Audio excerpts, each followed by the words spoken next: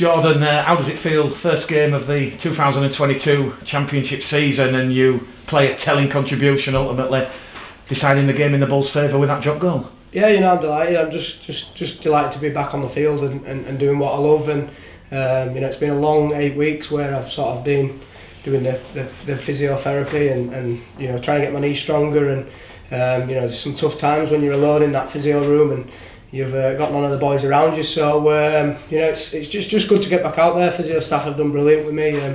All of them that have looked after me and got my knee back fully fit. And I went out there today and rusty in parts, but it's good to get the 2 points, especially against a tough battle team. Now you've done 80 minutes in a game that could have gone either way. How's the body held up, and how are you feeling? Yeah, I feel good. Feel really good.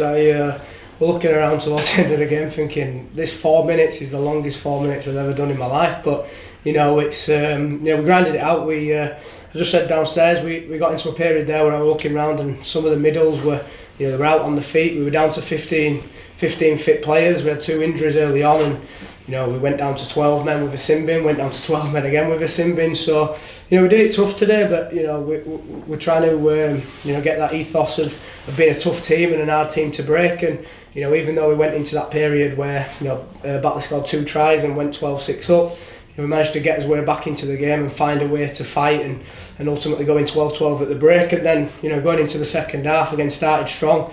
Had the period again where we dipped and we finished the game fairly strong and just worked for each other. They broke us down at times. They broke through and we scrambled very well. And they're the kind of traits that you want to be remembered as a team. That even though when you do get broke, you don't officially concede a try. So I'm pleased, and I sit up here and go downstairs and get the man of the match trait for kicking a drop goal and that. But the blokes on the field today are the ones that get me in them positions and work hard to get us upfield, to get us in that position. It's just my job to sort of do that. So I'm delighted with the 2 points, and we're going to Lee next week very very positive.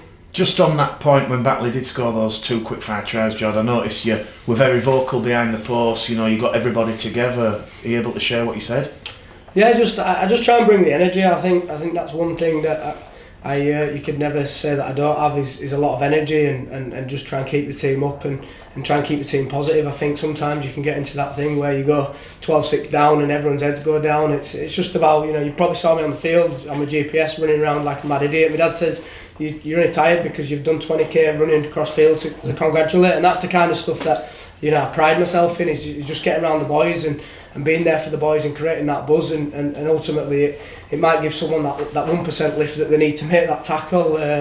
So just got behind the post and just talked. We knew that Batley were going to come back strong. They always do in a rugby game. The momentum always swings, and the other team get that that foothold in the game. And it's just about sticking with it, working hard for each other, moving fast, getting off the line, and ultimately saving tries. And we conceded 2, but we backed it up, scored just before half time, and went into the break 12-12. So yeah, just keeping the talk, keeping the positive chat, and knowing that we've gone into that tough period and come out the other side of it stronger. And just on the match-winning moment, that drop goal, Jordan, it felt like deja vu to me and probably John Keir and maybe yourself, because you have been in that situation before where the game's tight as a drum. I think back to Featherstone a couple of seasons ago in Golden Point extra time, pretty much a similar position. Does those moments, Halifax away the week after, do those sort of situations help you in games like this where you kind of feel that game management, that experience, you've got to step up? Yeah, I think it's just practicing it. It's the hours that people don't see where you're kicking them, and if you watch me when I practice, you wouldn't think I could kick a drop goal because I slice them everywhere. But ultimately when it matters, I just struck it properly.